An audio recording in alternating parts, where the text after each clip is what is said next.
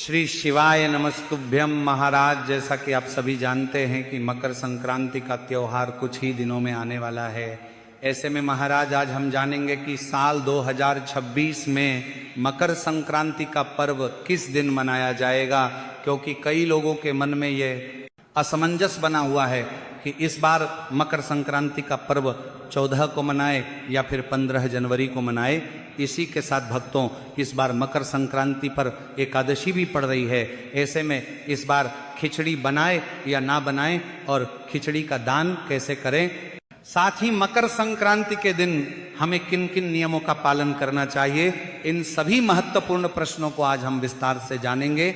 लेकिन उससे पहले यदि आपको यह जानकारी थोड़ी सी भी उचित लगे तो वीडियो को लाइक करके चैनल को सब्सक्राइब करें और कमेंट बॉक्स में आप ये वीडियो भारत के किस राज्य से या किस शहर से देख रहे हैं कमेंट में जरूर बताएं। तो महाराज, मकर संक्रांति के दिन ही खरमास की भी समाप्ति हो जाती है और खरमास के बाद से ही विवाह आदि के कार्य भी शुरू हो जाते हैं और सारे शुभ कार्य भी प्रारंभ हो जाते हैं। महाराज, मकर संक्रांति को भारत में अलग अलग नाम से जाना जाता है, जैसे कि उत्तर प्रदेश, बिहार और झारखंड में इसे मकर संक्रांति या खिचड़ी, पंजाब और हरियाणा में लोहड़ी, असम में बिहू, गुजरात में उत्तरायण और तमिलनाडु में पोंगल के नाम से जाना जाता है। तो महाराज, यह त्योहार पूरे भारत में एक साथ मनाया जाता है और इस बार मकर संक्रांति को लेकर असमंजस की स्थिति बनी हुई है कि यह पर्व किस दिन मनाना सर्वश्रेष्ठ होगा। तो महाराज, आप सभी ये तो जानते ही हैं कि इस वर्ष 14 जनवरी को दोपहर 3:13 पर सूर्यदेव धनु राशि से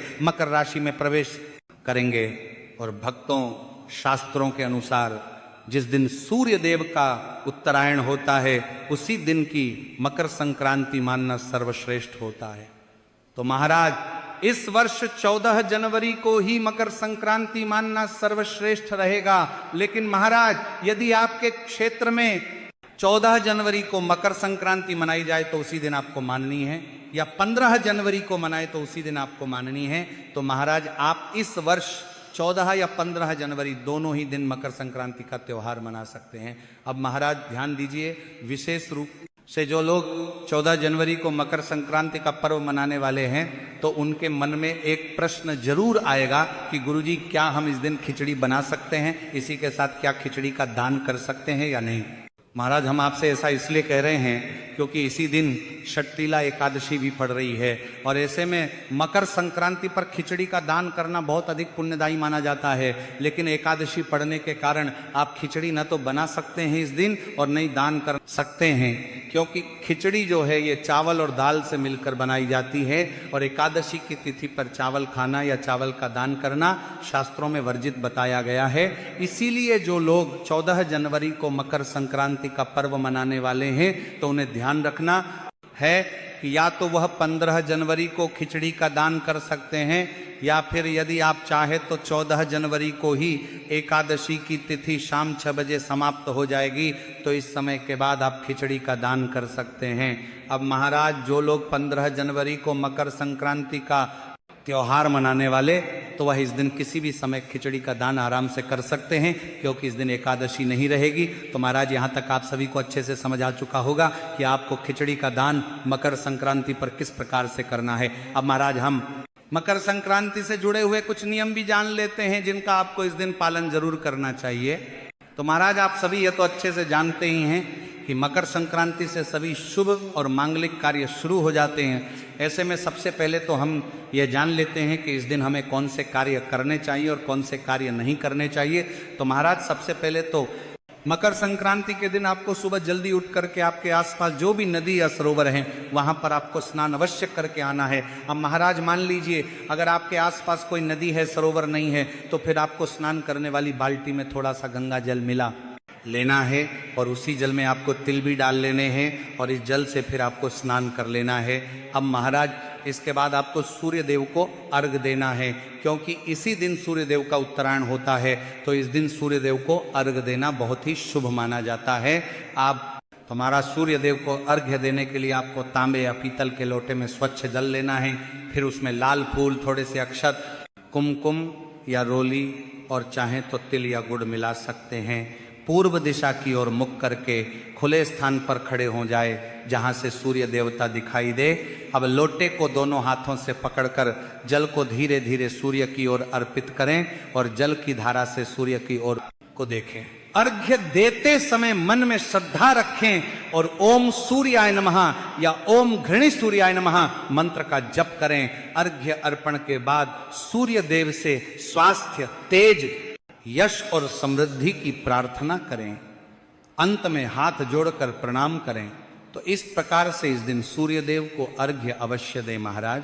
इसके बाद आपको इस दिन कुछ ना कुछ दान अवश्य करना है, चाहे आप खिचड़ी का दान करें, किसी वस्त्र का दान करें, या आपसे जो भी धन बन सके, चाहे 11 रुपए हो, 21 रुपए हो, 51 रुपए हो, धनराशि का भी आप किसी गरीब और असहाय व्यक्ति को दान कर सकते हैं, क्योंकि इस दिन किया गया दान हजारों गुना फल की प्राप्ति करवाता है। अब महाराज इसके बाद आपको अपने पूजा मंदिर में जो भी भगवान है, देवी देवताओं की प्रतिमाएं हैं, उन्हें भी आपको साफ करना है और मूर्तियों को स्नान जरूर करना है। आप चाहे तो इस दिन अपने पूजा मंदिर में गंगा जल का छिड़काव भी कर सकते हैं महाराज। मकर संक्रांति के दिन दान का बहुत ही ज्यादा महत्व होता है और हम आप सभी को बता दें कि इस दिन आप लोगों को चावल का दान करना चाहिए, काले तिल का दान करना चाहिए, और जो चूड़ा का चावल होता है यानी कि जो सूखा पोहा होता है तो उसका दान करना तो और भी अति उत्तम माना जाता है। इसी के साथ महाराज आप खिचड़ी के लिए उड़द की दाल का दान कर सकते हैं। अगर उड़द न मिले तो मसूर दाल छोड़कर कोई भी दूसरी दाल दान कर सकते हैं। इसके साथ साथ सब्जियों में आलू, गोभी, मटर, टमाटर जैसी सब्जियां, दही का दान भी किया जाता है। यथा संभव जो भी चीजें आपको मिल जाएं आप दान कर लीजिए। अगर बहुत ज्यादा संभव न हो तो कम से कम चावल, काला तिल और इसी के साथ आपको कुछ दक्षिणा भी जरूर ही दान करना चाहिए। खासकर मकर संक्रांति के दिन काले तिल का दान बहुत ज्यादा फल देता है, क्योंकि काले तिल से ग्रहों की शांति होती है। इसलिए इस दिन काली चीजों का दान बाकी दिनों से कई गुना ज्यादा लाभ देता है। अगर किसी को दान देने की जगह न मिले तो काले तिल पक्षियों को खिला दीजिए और पैसा मंदिर में जाकर दान कर दीजिए, लेकिन दान जरूर कीजिएगा। छोटे बच्चों से भी तिल, चावल या हो सके तो 5 रुपए, 10 रुपए, 11 रुपए का दान जरूर करवाइए। इससे भी बहुत अच्छा फल मिलता है और ग्रह दोष कटते हैं। महाराज इस दिन स्नान का भी बहुत महत्व है। मकर संक्रांति के दिन स्नान जरूर करना चाहिए, चाहे ठंड कितनी भी क्यों ना हो। अगर घर में छोटे बच्चे हों, बहुत बुजुर्ग हों या कोई बीमार हो जो स्नान न कर सके, तो उनके हाथ पैर गुनगुने पानी से पोंछ दीजिए, टॉवेल बात करा दीजिए और साफ कपड़े जरूर बदलवा दीजिए। इससे भी बहुत पुण्य मिलता है और रोग बीमारी में राहत मिलती है। महिलाएं इस दिन अच्छे से श्रृंगार कर सकती हैं और पैरों में महावर भी लगा सकती हैं, इसमें कोई रोक नहीं है। साथ ही इस दिन पूजा पाठ जरूर करें। साथ ही इस दिन स्नान के बाद आपको तिल गुड़ से बने लड्डू का भोग अपने पूजा घर में रखें, भगवानों को जरूर लगाना है। फिर इसके बाद आप दान कर सकते हैं। इसी के साथ महाराज मकर संक्रांति की शाम को खिचड़ी का भोजन किया जाता है। कुछ लोग सुबह ही खिचड़ी बनाते हैं, कुछ शाम को। ये अपने अपने घर की परंपरा पर निर्भर करता है। बस ध्यान यही रखें कि भगवान के लिए थोड़ा सा अलग से भोग जरूर बनाएं। खिचड़ी मूंग दाल की हो या उड़द दाल की, दोनों ही शुभ मानी जाती है।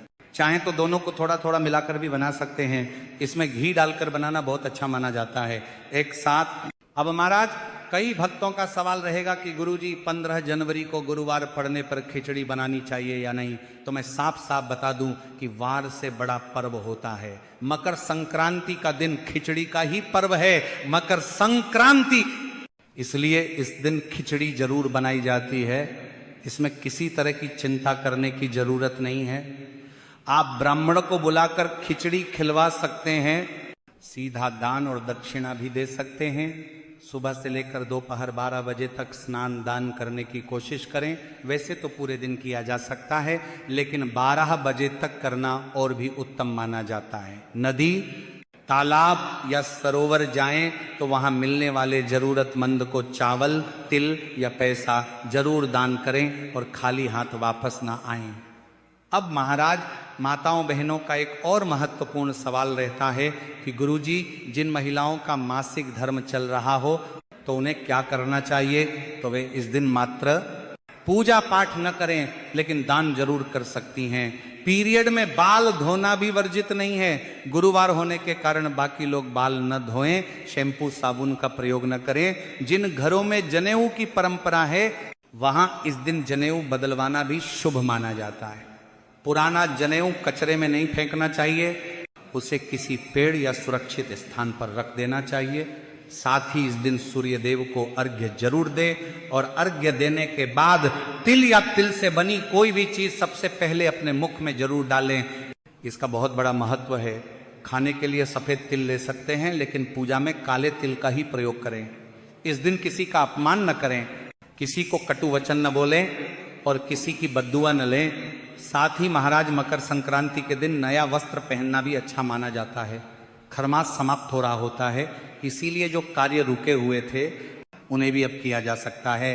रात में अगर खिचड़ी बनती है तो भगवान को भोग जरूर लगाएं, और जरूरतमंद लोगों को खिचड़ी खिलाना या बांटना बहुत पुण्य देता है। यही सब कर्म हमें इस दिन करने चाहिए। तो महाराज उम्मीद है कि ये जानकारी आपको उचित लगी होगी। यदि आपको जानकारी उचित लगी हो तो वीडियो को लाइक करें, चैनल को सब्सक्राइब करें, और कमेंट में ये जरूर बताएं कि आप ये वीडियो भारत के किस राज्य से या किस शहर से देख रहे हैं। धन्यवाद।